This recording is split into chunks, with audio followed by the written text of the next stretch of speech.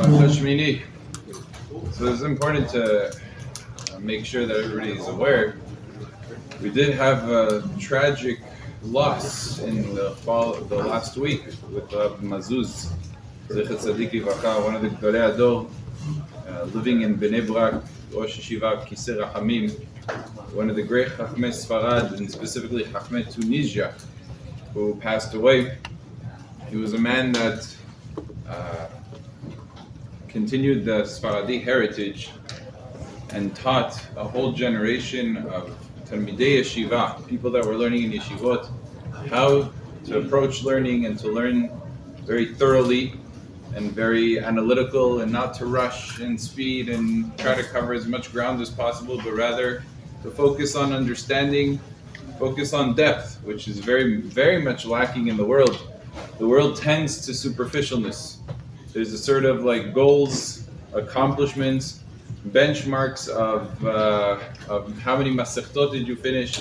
Have you finished Shas? Have you not finished Shas? These are benchmarks that are very artificial in many ways. And the true Ba'alei Iyun, the people that are able to really tap into and have the patience. There's a word in Yiddish called Sitzfleisch, which basically means he has the ability to sit and learn and doesn't get attention deficit and I have to continue. They're able to sit and to focus and as much time as is needed to analyze and open Sfari and to think things through and to ask questions and answers. And he taught that to a whole generation of Sfaradim. And the truth of the matter is, you see the products of Kisei Rachamim. I don't know people per se, but I do see from the writings, because they have a lot of Baruch Hashem graduates, you could call them for lack of a better word, of Yeshivat Kisei Rachamim, that themselves write, and you're able to tell that there's a very solid foundation of Torah. So that's the Amer Lizchuto, a person that was certainly a giant in knowledge of Torah, incredible person. And this week's Parashat teaches us, really, we find the death of two great tzaddikim, Nadav and Avihu. And the Torah tells us that the person that mourns the death of tzaddikim, he merits zechut. They forgive him for all of his sins are forgiven, just for the mourning of tzaddikim. And it says by David HaMelech even, that one of the reasons that the entire generation was punished in the times of David couldn't figure it out. It took 3 years for him to figure out why they were being punished. The first year he says maybe there is Avodah Zarah, he's looking idol worship, he gets up to Bet HaMikdash, he starts giving a whole shiur. David HaMelech is giving a lecture about how to be careful and to eradicate every trace of Avodah Zarah. He figures if there's Midat Adin, if people are dying every single day, if there's plagues, it has to be that. And sure enough, that wasn't it. It wasn't it. So the next year he gets up and he starts speaking about Gilui Arayot, immorality. Then following year, he speaks about Shfichut Damim, death, and not killing people in vain, and making so careful and not embarrassing your friend, which is equivalent of killing somebody, not giving tzedakah, which also could kill somebody if a person delays in the giving of tzedakah, like the story of Nahum Ish Gamzu, how he delayed one time to give tzedakah and it cost a person's life. And the Gemara says he never forgave himself for that. So David HaMelech for 3 years was speaking to Am Yisrael, trying to figure out what's going on. Why are people dying? He knew it wasn't a coincidence. There's a lot of explanations, but he understood that all of the scientific, so to speak, explanations of the weather patterns and the diseases, and there's COVID, and it comes from that laboratory and this laboratory, all of this stuff is nonsense. It's jargon of the Goyim. It has nothing to do with Am Yisrael. We know everything is b'pnimiyut, it's internally.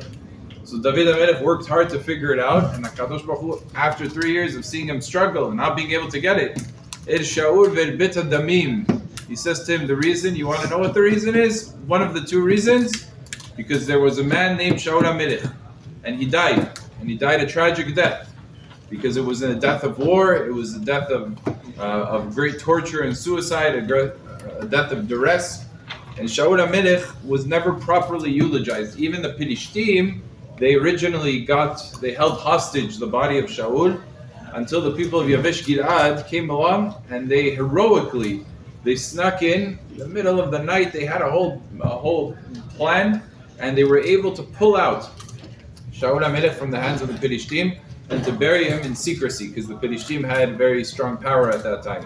So Shaul HaMelech was not properly eulogized. He wasn't properly mourned. And for that, so many people in Am Yisrael lost their lives. It's unbelievable. Because this was a great man. He was a tzaddik of Am Yisrael. But he wasn't eulogized properly. So we have to make sure that we take the time and we show our respect to one of the Gedolei Ador, and anybody that's capable of learning his Torah, which is vast, and through his students and through all of his works, would certainly be blessed from above. But speaking of Nadav and Avihu, let's talk about these two great tzaddikim that are in this week's parasha and what was going on in their stories. We know that they were also killed at a very early age. They, as the Torah records the story, what happened was there was the inauguration of Beit HaMikdash, and they understood that there's a mitzvah of the korban. One of the korbanot is the ketoret. The ketoret is a spice, incense that a person brings. And they said that even though a fire is supposed to come down from the heaven, but mitzvah le'avi min ha'ediot, to bring our own fire and to ignite it so that the miracle is less recognizable. And they did that, and they were immediately on the spot by two basically bolts that came through their nostrils and took their neshamot, and they died on the spot. And this was something that HaKadosh Baruch Hu already foretold Moshe Rabbeinu, Bikrovai Ekadesh. There will be great tzaddikim in Am Yisrael that will sanctify me in their death, and that was the death of these two great people that were not spared from even the most subtle things. Sometimes you think HaKadosh Baruch Hu will do protectia, like you have in government. That if you're close enough to the government, they'll make exceptions for you. You know, there's rules and there's exceptions to every rule. With HaKadosh Baruch Hu, there's no exception. The greatest tzaddikim, the people closest to him, slight falter, and usvivav nis'ara me'od. But what's the pshat? Says the Magid Mesharim. Magid Mesharim was the malach that used to learn, the angel that used to learn with Rabbi Yosef Karo 500 years ago. There were angels that would walk around and sit and learn b'schut the Torah, because of the Torah that he learned. And he explains that you have to realize that the sin of Nadav and Avihu was so minuscule. And the biggest proof, what's the biggest proof that their sin was so minuscule? Because even the great sages of the times of the Gemara are not able to agree. Everybody is saying a different reason. This one and that one, all these reasons that are brought down the Gemara. You've never seen like 4, 5, 6 reasons the Gemara says they were punished because of that. No, they were punished because of this, they were punished because of that. How could it be so many reasons? The answer is because it's so undetectable that sort of the Chachamim were grasping for straws. What could it be? What could it be? We don't see anything they did was wrong. So maybe it's this, maybe it's all like speculation. They were such great people, you can't even identify the sin. So that's why you have this. It's a known reality. You should know in psychology, it's also the same thing. If you ask somebody, hey buddy, what happened? Why'd you come late? And he starts telling you 2 reasons, 3 reasons, 4 reasons why he came. I know there's a problem in work, but also my wife, but also my kids. You should know that if there's a bunch of reasons, they're all not good. The only time you have to give 3, 4, 5 reasons because none of them are satisfying. That's the pshat. So if a person gives 1 reason, I had a family relative that fainted. Oh, okay, everybody understands. But if you start giving 3, 4 reasons, I mean, it's none of them are good. So that's a lesson. When the Torah gives you 5, 6 reasons, you say, wow, they must have been so terrible. 5, 6, no, the opposite. They said nobody's able to really figure it out. We're trying to get an idea. So in that light, we'll give some new explanations and maybe some new insights based on various parts of the Midrashim and the Sfarim. One of the more popular reasons is that Nadav and Avihu were not married. And why were they not married? So Nadav and Avihu, what is called today Yichus. Yichus means they had very strong lineage. Lineage today plays a little bit of a role, but you don't find it like it was in the times of the Gemara. The Gemara says about Rabbi Yochanan. Rabbi Yochanan, of course, was one of the great Amoraim, and he had a student. Told the student, I need to cross the river. He said, Betach, I'll put you on my shoulders and I'll take you across the river.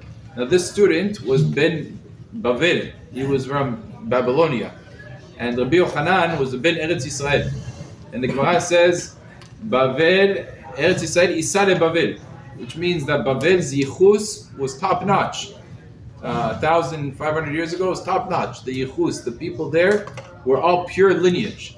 And the people of Eretz Yisrael, interestingly, had taint in their lineage. Not everybody was pure. Not everybody, chas v'shalom, had taints, but there were people that were problematic in the lineage. And how come that was the case? It says because when Ezra Sofer, 2,000 years ago, and plus 2,500 years ago, when he left Bavel to go to Eretz Yisrael, Asa'a kesoret nikiyah. He purified Bavel. He took all of the problematic people with him. You say, why would you do that? Leave them behind. The answer is because you got to keep them close, right? So he was able to keep track, and he was able to make sure to clarify. So what ended up happening was Bavel ended up being essentially emptied out from all the impurities, and it was purified. So all of the people of Bavel were very pure lineage, and they were very careful about their lineage. In Eretz Yisrael, it was a little bit more of a mess. So Rabbi Yochanan, who lived in Eretz Yisrael, was a great Talmid Chacham, a giant of Torah, was riding on the back of his student. As he was riding his back, he says, I'm good enough for you to carry me on your shoulders, but my daughter is not good enough for you to marry her. Because even a student, as much as he respected his Rav, but in terms of lineage, I'm not marrying anybody from Eretz Yisrael. It was a big deal in those times. Lineage meant a lot, and it was very important. And Nadav and Avihu took lineage very seriously. So they were the sons of Aaron. This is the highest lineage, the most prestigious family in all of the Jewish people. Who's a more prestigious family? Amram was the Gdol Ador. Aaron and Moshe were the people who took Am Yisrael. These were their uncles, parents, grandparents, right? So it's a whole line. It's like the Soloveitchik dynasty, the Briskers, right? So it's a very chashuv last name. Carries a lot of weight. Soloveitchik. Wow. So they said, we can't just marry anybody simple. We have to find people that are of the right stature. So they delayed, and they turned down this, they turned down that. They didn't get married at a timely fashion. And one of the interesting halachot is brought down in the Zohar. So it's not a requirement on Pshat, but it is a requirement in the Kabbalistic world. And Nadav Avihu was certainly holding on very high levels. But it says that a person who's not married on the highest level cannot bring a korban. Adam ki yakriv mikem. Adam, always the term Adam, vayikra et shemam Adam. Adam means man and woman. And since Nadav and Avihu were not married, they brought a korban a ketoret, it's considered a korban. They brought a korban, so therefore HaKadosh Baruch Hu said this is a lacking, they need to be married. And we find this, the Kohen HaGadol, for example, on Yom HaKippurim, v'chiper ba'ado v'ad beto, he also needs to be married. So the Kohen Gadol, we find this, Nadav Avihu, one of the subtleties that they were held to task on is you weren't married, which itself shows us some importance. People get married and they don't realize the value of what it is. They just think, okay, now I'm married, now I have a wife. No, it changed the status of the person forever. The person now is considered a completely new person. As we know, the Ashkenazim, many of them, they don't wear talit until they get married. Because they say that in some places in Ashkenaz, you should know, they would not give aliyot and they would not give hagbah. They wouldn't allow you to pick up the Sefer Torah you wouldn't be able to pick up if you weren't married. Until you're married, that's when you're able to pick up the Sefer Torah. That's how important these things were. Even by Moshe Rabbeinu, one of the great things it says about Moshe is because, as I mentioned, Yichus was so important in that generation. HaKadosh Baruch Hu was so proud of Moshe. He said a line that you don't find in the Torah. Such a praise. B'chol beti ne'eman hu. Moshe Rabbeinu is trustworthy, is faithful in all of my house. He is the most faithful of my servants. So the Sfono there writes, he says, what was faithful about Moshe? Like, there were a lot of faithful people in Am Yisrael. What he didn't worship idols. I mean, there were many people that didn't worship idols. And Shaul Shevet Levi didn't worship idols. So why does Moshe Rabbeinu get such a special title? He says, you want to know what the pshat is? Because Moshe Rabbeinu got married to who? Who did Moshe Rabbeinu marry? Remember, Tzipporah. Tzipporah was from where? Midian. As a Midian, she was the daughter of Yitro. Yitro was a goy. Essentially, he was a goy. He converted. But the Gerim are essentially on the totem pole of lineage. It's the lowest. A Ger, you should know, is not able to be a king. He's not really able to be given any position of power. It's considered low and lenient. Torah does say you have to respect the ger, you have to love the ger, you have to love the convert. There's a whole set of halachot that are particularly geared to respecting and elevating the convert. But in terms of yichus, which is a high lineage, has nothing to do with Kohanim, has nothing to do with Leviim, it's not considered. As a matter of fact, the Gemara in Kiddushin tells us that one time Rava came to the city and he started saying halachot. So he said halacha, he thought people were going to be so happy about this halacha. It was a city that they had a lot of converts. He said, you should know, converts are allowed to marry mamzerim. A mamzer is not allowed to marry into Am Yisrael, but they're able to marry converts. They wanted to stone him for this halakha. They took their etogim and they already pelted him with the etogim. They got so upset. Because what do you mean? To be able to marry mamzerim is nice. It's sort of like you're able to get married to more people. In a certain sense, you have a bigger selection of who you can marry. But what does that mean about me? That is, a ger is allowed to marry mamzer. A regular Jew is not allowed to. What? We're different than everybody else. So they got upset at him. It's very interesting. Very interesting. So the Maaseh, Moshe Rabbeinu was considered to be Bechor Beti Ne'emanu. He married Tzipora. Tzipora was the daughter of a convert. She didn't have lineage like everybody else. So in a certain sense, there was a pressure, a social pressure. Moshe Rabbeinu married her. Why did he marry her? Out of duress. If you think about it. He was a fugitive, running away from Paro. If he came back to Egypt, they were going to kill him. He had no Jewish relatives anywhere within 500 miles of him. Yes, Yitzhak was a tzaddik, right? He was a righteous man. He left all the avodah zarah in order to worship HaKadosh Baruch Hu. He was a tzaddik. He had a daughter that was a tzaddik. It saved his life. He says, I owe her hakarat tov. He got married to her. But ideally, marry someone from Am Yisrael. Marry somebody, Kohanim, Leviim, Miyuhasim. But there was nobody. So he married Tzipora. She saved him. She took care of him. Okay, you got married to her. Fine. But now you're the king of Am Yisrael. It was Moshe Rabbeinu takes the Jews out of Egypt. That's it. It's a different story. Forget her. Drop her. Go marry somebody else. Marry somebody miyuchesed, somebody that's dignified, somebody that gets what it means to be Am Nivhar, this nation. She's barely able to speak the language. She's barely able to understand. She's not in the she's not in the club. She's not in the group, right?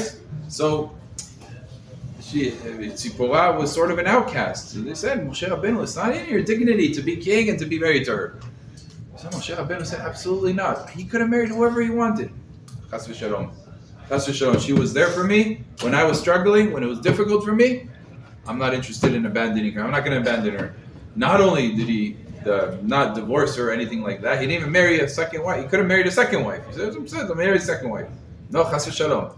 Marry a second wife. The only time he separated was nothing to do with her. It had to do with HaKadosh Baruch Hu.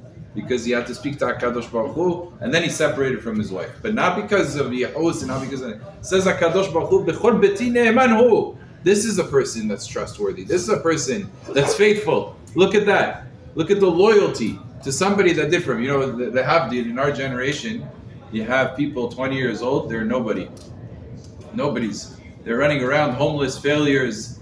They have tattered clothing, and all of a sudden they come up with a social media idea and they become billionaires overnight. And they were 20, 25, they got married to some miskina, some poor girl, homeless like them. Now they become billionaires. A billionaire, he could go and he could do whatever he wants, right? He has billions of dollars, people run to him, they want his autograph, they want that, they want this, right? All the young ladies are interested in him. What happens in today's society where there is no faithfulness, there is no devotion, there is no hakarat tov, gratitude? He says, my first wife, she doesn't respect me. She looks at me like I'm still the homeless man. She still talks to me like a simple person. All these other people, they praise me. They say, wow, Mr. this, Mr. that. You're amazing. You're so smart. You're so brilliant. Then why do I need this wife? I'm going to divorce her. I'm going to get married to somebody that understands and appreciates who I am. You know what that's called? Ingratitude. A person that's ungrateful, that has no understanding. This person married you for who you were. Now all of a sudden you became rich, the ga'ava set in, the pride set in, you can't stay married to such a person. All of these people, you look in the news and you look all over the world we live in, all of these people, the minute they become successful, it's a matter of a few years, they get divorced. It's a matter of a few years. They could have been married 20 years, they could have been married 30 years, 40 years, When they make it big, all of a sudden, it's a whole different story. They can't stay married to the same person. Why? Because there's a whole different quality person they can marry now. So it's unbelievable, the mentality of society. Moshe Rabbeinu lehavdil was exactly the opposite of that. Nadav Avihu, they weren't married. They didn't want to get married. HaKadosh Baruch Hu said to bring a korban unmarried for these great people is worthy of death. Secondly, second pshat, Rav Saadia Gaon explains that it's so important to be careful in every single word. I mentioned Rav Mazuz. One of the big points of Rav Mazuz was dikduk. Dikduk means accuracy, both in punctuation and in grammar and in understanding and in definitions of words. And one of the sins of Nadav Avihu, this mistake that they made, which was proven to be a fatal mistake, is when it says V'natenu esh ala mizbeach. The pasuk says Moshe Rabbeinu essentially commanded the Kohanim to natenu esh ala mizbeach. What does the word natenu mean? So to give, right? So Nadav Avihu, they said natenu esh ala mizbeach. That means we have to bring a fire and we have to light it on the mizbeach. They didn't understand that Moshe Rabbeinu, when he said the word natenu, there's another definition of the word natenu. You know, to say natenu means to fan the flames. There's a different sources in the Pesukim. The word natenu is basically milashon hav'ara. Hav'ara means igniting a flame and making it greater, enlarging a flame. And they understood the word like a normal person would understand, natenu. But what was the sin? You have Moshe Rabbeinu. Why don't you ask him? Maybe there's a different explanation. They weren't careful. They assumed that their definition was the correct one without looking further. It reminds me, as I'm saying it, it reminds me of the story with Moshe Feinstein that is written in the Akdama. You read the Akdamot. I always tell people, read the Akdamot to Svarim. The introduction to every holy book has diamonds that you can't imagine. And the introduction to Igot Moshe, I don't remember which volume, but one of the introductions, I think it might be the last volume actually, of Igot Moshe. It might not have even been written by him, but the children wrote it in his name about a story that he says over that shaped his whole understanding when he was a young boy. He was 5-6 years old. His father saw, it used to be that you would teach your kid, and then when you saw that he was already more advanced, you'd send him to the cheder. You saw that he was able to learn Gemara, you would send him. So what age is a person able to learn Gemara? Let's say he's very skilled, maybe 9, maybe 10. Earliest to learn Gemara. The father would teach him Chumash at the house, he would teach him Chumash, and then they would say, okay, now you're ready for Gemara, and send him to the cheder. So Ramoshe was not 9 or 10. His father saw that he was a brilliant young man, but 6 years old. He is already there with 9-year-olds, 10-year-olds, and everything else. This is the first day they're learning Gemara. Now for him, it's the first day. For everybody else, you know, they were there for 6 months, a year. It's not their first day. He comes in, and the Rebbe, the Melamed, he asks a question. What does this word say? Somebody read the first word of the Gemara. And he raises his hand. He's eager to show that he could do it. He reads the word, Itamar. The whole class laughs. Because Itamar is a word in the Chumash, like in this week's Parashat, Elazar u'Itamar banav. But in the Gemara, it doesn't say Itamar. The word is Itmar. Itmar, it was stated. Every time the Gemara starts, Itmar, it was stated. So they heard him say Itamar. They started laughing. And he got very embarrassed. And the Rebbe calmed things down. He understood. He's used to Chumash. He's not used to Gemara. He never saw Gemara. But Moshe remembers the story and how he felt so embarrassed of his mistake that he learned a lesson from it. That sometimes you think you know. He was so sure. Of course, Itamar. I've seen this 100 times. Itamar. He was so sure. Always think, maybe there's a different explanation that's not coming to mind. Maybe I have to search a little bit more in Poskim, ask my Rabbanim, find out, try to dig a little bit deeper. Maybe there's something lying beneath the surface. And he says from age 5-6 years old, it was the first time he learned that lesson. And anybody knows from the writings of Moshe Feinstein and the thought process of Moshe Feinstein, that is exactly who the man was. That story at age 6 defined who the man was for the rest of his life. It was always about, but maybe there's something deeper going on here that I didn't pick up. Can I prove it? Is it the simple or is it something more deep?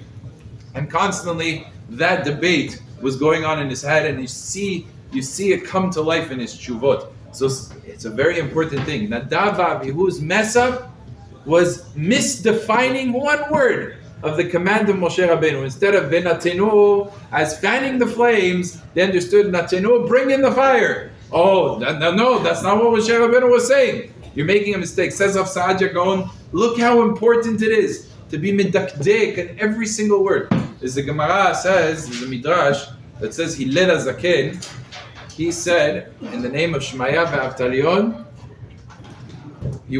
there was a measure in the Torah called the hin. Hin is a measurement in the Torah. It's a volume. The Torah mentions many times. Hin tzedek, efat tzedek. Right? It says that every time Hillel would say this word, he would say in maleh. In maleh. The word is hin. Why is saying in? The Gemara asks this question. Why say in? It's in. He says the pshat is because Hillel learned Torah. We learned this on Pesach. Who is Rabbanim? Who taught Hillel Torah? Who is he Mishamesh? Shmaya ve'Avtalion. Very good. Shmaya ve'Avtalion were the giants of Torah, but you know what they were? They were converts. And converts, from the young age when they were taught the language, linguistically, like the Goyim. And they were not able to pronounce He.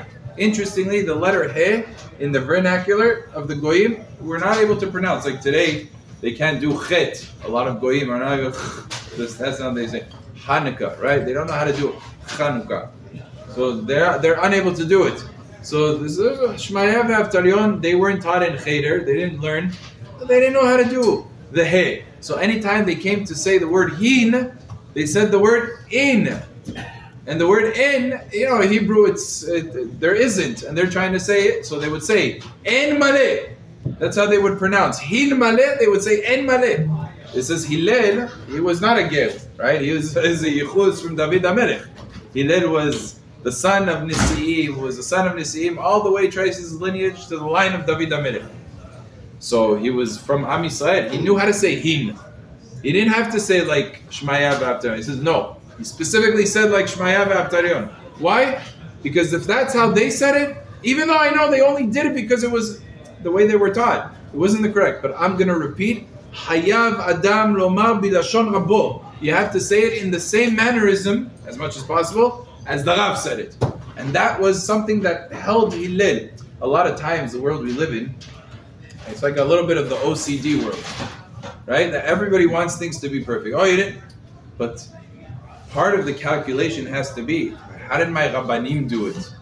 But I have a question, but I have a thing, but I could do it better than that. No, he didn't complicate his life. He didn't say, I'm going to outsmart my Rabbanim because I know the truth and they're not able to do it, so I'm going to do what they didn't know. No, they didn't do it, I'm not doing it. I'm doing like they did. Even though I know it's not the right way, but they're my Rabbanim, that's how they said it, that's how I'm going to say it. It's an unbelievable koach. Only a ben Torah, only a person that thinks in the mind of the Torah has such an understanding and such a deep respect for tradition and the Kabbalah and the Misorah, the passing on from generation to generation. Another pshat I saw based on the Ikarei Adat, very beautiful pshat. He says that Nadav Avihu were punished because really, according to this explanation, again, this is one of many explanations, Aaron made a mistake in naming them. Like the importance of naming properly. Who was Nadav named after? Think about it. Who was Nadav, the oldest son of Aaron? Who was he named after? Famous person. Nachshon ben Aminadav. Who is Nachshon ben Aminadav? What is the connection to him in Aaron HaKohen? Aaron married his wife's name is, who's Aaron's wife? Rossi, you know this one. Elisheva, right? That's his daughter's name. Aaron married Elisheva. Elisheva was the daughter of Nachshon ben Aminadav. So Aaron names his first son Nadav essentially after his father-in-law. And the second son, Avihu. Avihu, it's my father. Meaning Aaron first named his older son after his father-in-law. And then the second son he named after his father. Avihu.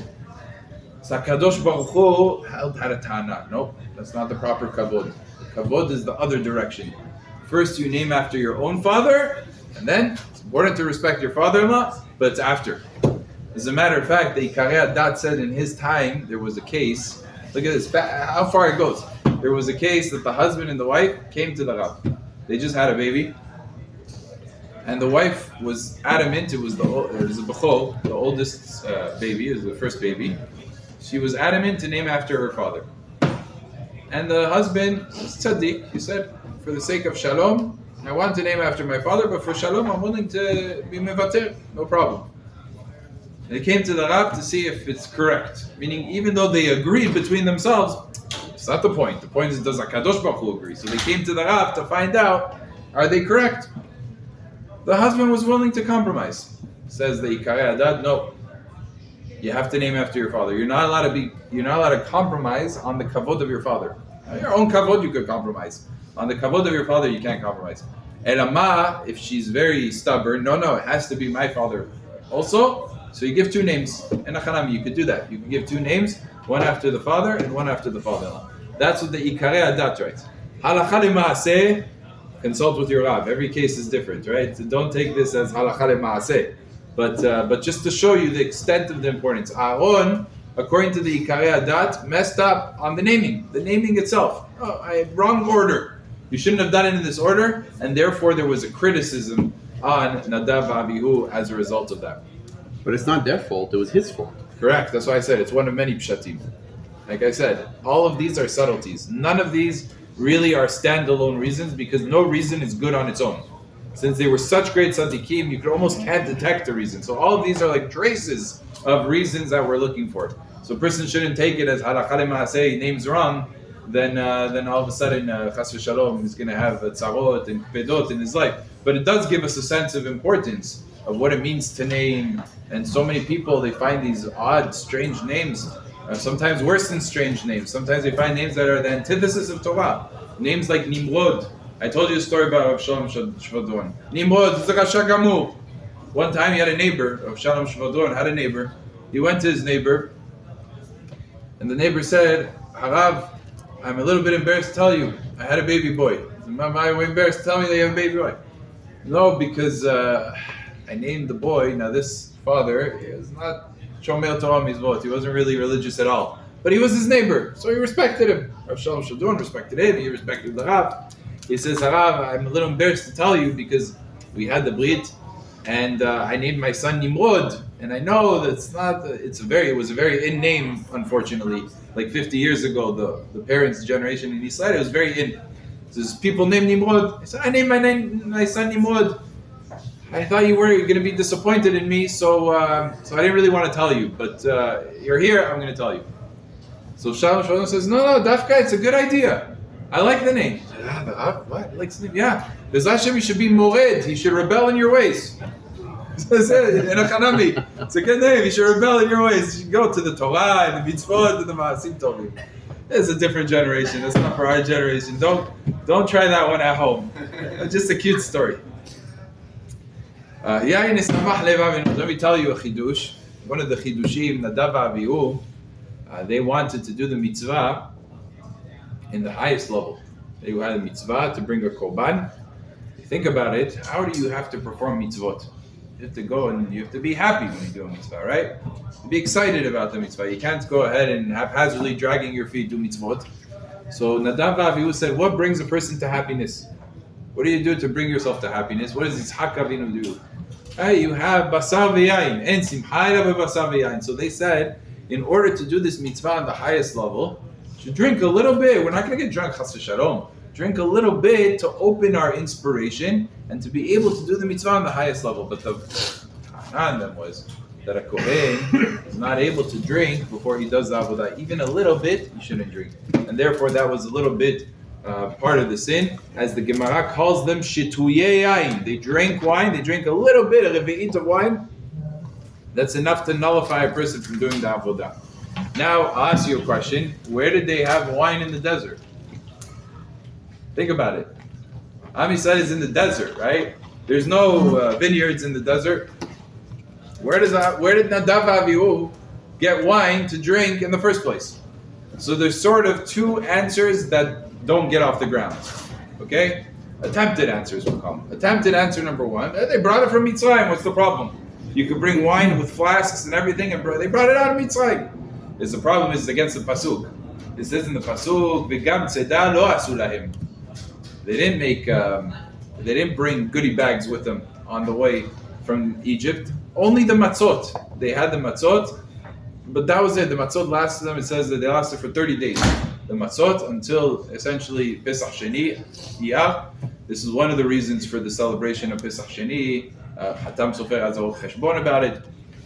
But that's one of the reasons. So they didn't have any provisions with them along the way. And Mimera, they didn't have wine. So then how could they drink wine? So one of the pshatim is you got to go in the I guess I'll say the second attempted pshat. The second attempted pshat say the man. The man tasted like anything in the world. So maybe they were able to taste in the man wine, and that was able to get them drunk. So that also doesn't make sense because the Hatam Sofer writes that one of the things he proves from the various psukim that one of the things that the man couldn't do is taste like wine. He brings it from several sources. I'm not going to belabor you with the sources, but that's basically what he says. So it can't be from the man. It cannot be from Mitzrayim. So how did they have wine? So one of the pshatim that is said is that there were merchants. The merchants would come from all over. Midian, they would come from Edom, Moab. Various merchants would cross through the desert, especially since they knew that there was a whole nation, 600,000 men, 3 million people. It's a good business. You can make a lot of money, right? You go to these Met Stadium, right? What MetLife Stadium? The Mets one. What's the Mets one called? Shea Stadium? City Field, right? That's the one. City Field. So you go to City Field, and you have Jews over there. There's a kasher over there. Which one? Which one is the kasher one? Don't they have a MetLife, right?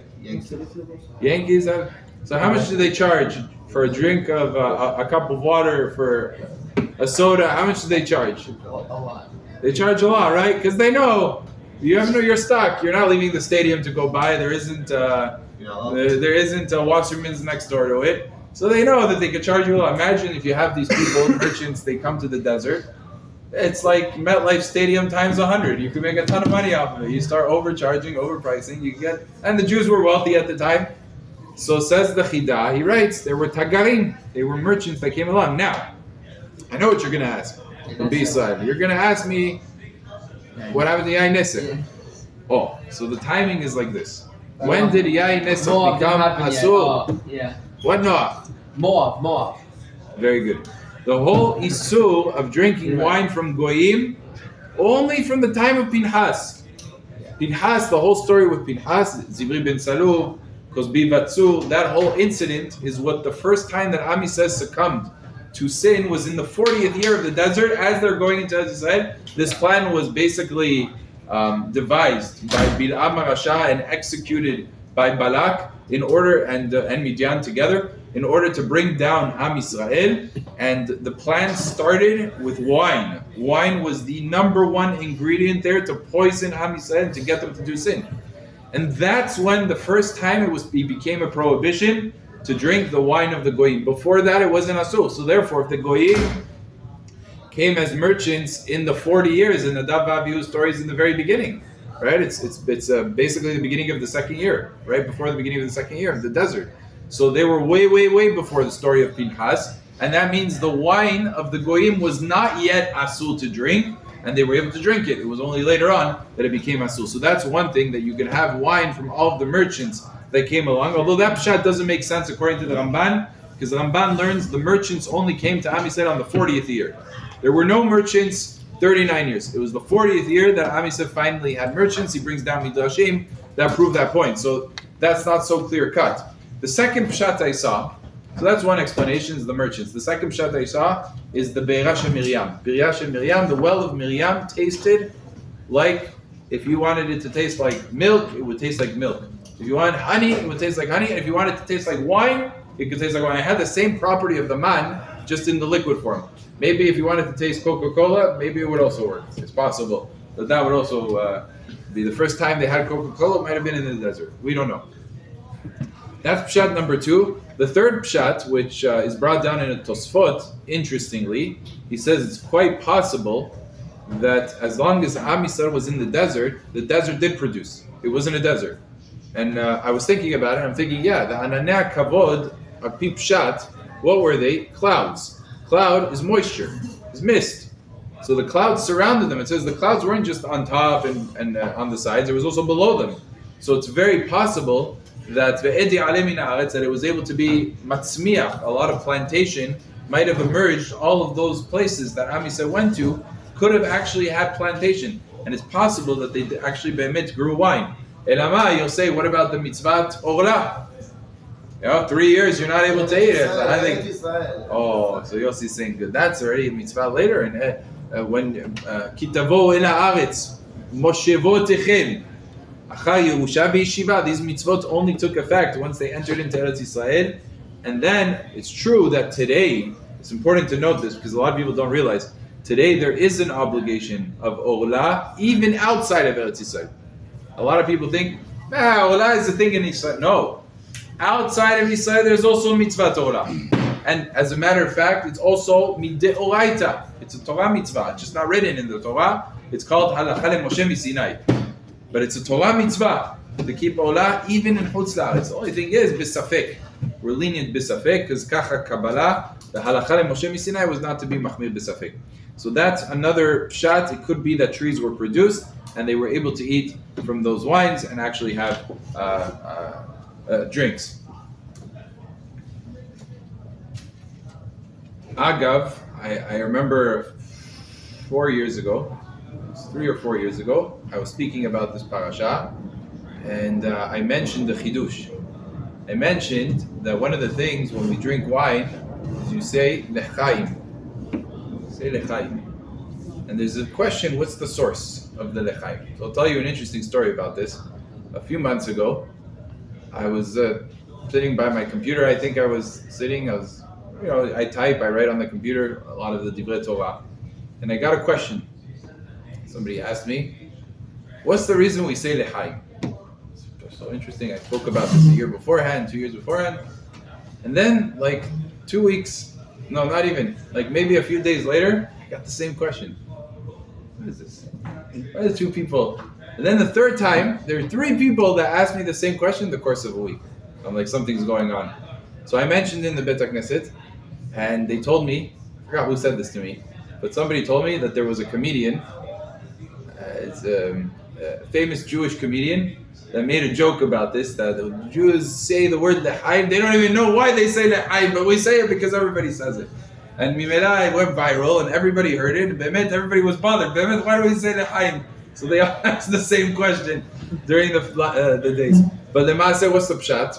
So one of the pshatim is, it's a beautiful pshat, and it actually connects with the Hasidim. Some Hasidim, they don't just say lechaim. Did you know this? That's different. That's not what the Hasidim do. That's what you do. What do the Hasidim do? Lechaim velivracha. Lechaim velivracha. Now we have to explain lechaim, and we have to explain lechaim velivracha. So I saw in the Sfarim HaKedoshim, they say as follows. They say that the word lechaim is to life. First time wine caused sin was in the times of Adam HaRishon. So one of the pshatim of the Etz Hadat was wine. It was vine that Hava took the wine and squeezed it for Adam and made him wine basically on Erev Shabbat, Kiddush on wine. But the problem was it wasn't yet Shabbat. Right? So she gave him the wine and he drank it. That was the Etz Hadat. That's called the eating of the Etz Hadat. And that brought death in the world. This is why the Mekubarim say if he would have waited until Shabbat, he would have not only not been asur, it would have been a mitzvah for him to drink. Because that's the mitzvah. This is why we have Kiddush of Shabbat. One of the things is to be mechaper, to remember the sin of Adam HaRishon, who drank the wine before. So why do we say lechaim? Because the first drinking of wine was the opposite. It was lamavet, because it's what created death in the world. Until that point in time, Adam was supposed to live forever. But after that sin, HaKadosh Baruch Hu says that you're going to die. And that's what the death was brought into the world from that wine. So therefore, in order to sort of counter the first drinking, we say lechaim. This wine should be for life. But what does livracha come from? This is amazing. What's the second drinking of wine in the Torah? That's the drinking of Noah. Noach also, when he left the Teva, one of the first things he did is he planted a vineyard. Vayitak karem, vayesh min hayayin, vayishkal, vayitgal betoch aolo. And then Noach was laying there bare, and of course Ham came and saw this and ridiculed him and desecrated his father. Reported it to Shem Bayefet, and they went ahead and they covered their father. So when Noach found out about what Ham did, he cursed Ham.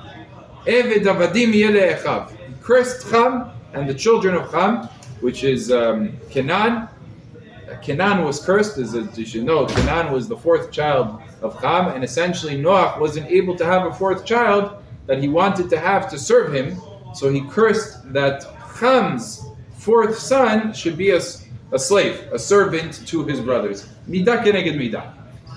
So that second wine was what? It was wine of klala, of curse. The first wine was wine of death. The second one was of curse. So what do we say? Lechayim velivracha. The exact counter. Lechayim corresponding to the first one, which was the mavet, and the second livracha was corresponding to the klala that emerged from the drinking of Noah. So that's the pshat in the Lechayim velivracha. Yes.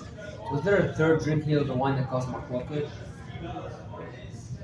I mean, the third drinking is, as far as I know, is Nadav Avihu. Shtu yayin. Oh, that's another one. So what's that one? It's Kiddusha, maybe. L'chaim, v'libracha, v'lekiddusha. That's what we should say after that one. I heard you said Shalosh. So you'll figure out the pshat you tell us by next week. You have a whole week to figure it out. I wanted to speak also a little bit about machalot asurot. One of the things that is in this week's parasha is the prohibited foods that one is not allowed to eat. Insects, foods, fish, birds, all in this week's parasha. And one of the things it says is v'nitamtem bam, that a person that does not keep kashrut and he's not careful, he's playing with fire. It's mamash poison. That a person's mind spiritually becomes contaminated, and it seals his ability, it's otem the ability to be able to understand Torah. And indeed, you see, it has nothing to do with IQ. This is the thing people get wrong. It doesn't make you dumb in IQ. A person can be very smart and be very sharp and be Albert Einstein and genius, but when it comes to spiritual matters, his neshama is just locked in. Anything that touches spirituality, all of a sudden the mind becomes corrupt. So in a certain sense, you can have major professors, universities and schools that are brilliant minds in a certain sense. But once you start talking to them religion, they're like so foolish. They say the most foolish things, the most absurd things. They're talking like preschoolers. And these are types of people you can't really talk to. Because there's sort of imagine a person who's a little bit on the not so smart side, and you start explaining to him 2 plus 2, how much does it equal? He tells you 5. He says, you have what to work with. You explain to him, listen, 2 plus 2 doesn't equal 5. 2 plus 2 equals 4. And you can go through it, why it equals 4. What if you say, tell me, what does 2 plus 2 equal? And he says, a banana. There's no discussion. You can't discuss with such a person. It's a different world. It's not even the same language. Like at 5, 4, you can convince him. He says, no, it's a banana. You lost your mind? You have professors that they speak this way. They start talking to you about big bangs and evolutions and all these crazy things that literally make no sense. There's no basis for it. There's no logic for it. It's like the most basic thing, 2 plus 2. You know, they say that all these seminars, these arachim seminars, which are great things, unbelievable things. They take people that are totally secular backgrounds, have nothing to do with religion. They bring them for like a week or a weekend. They sit them down 4 or 5 days, usually on like holidays and different things like that. Sit them down and they tell them, pump them with Torah. They try teaching them shiurim after shiurim from seasoned great rabbanim that know how to speak, know how to present, are very brilliant minds, and they sit them there and they totally change their perspective in life. So these rabbanim, they confided with Talmidei Chachamim. They said, in truth, in 2 hours, we could give a person all they need to have Yesodot HaEmunah.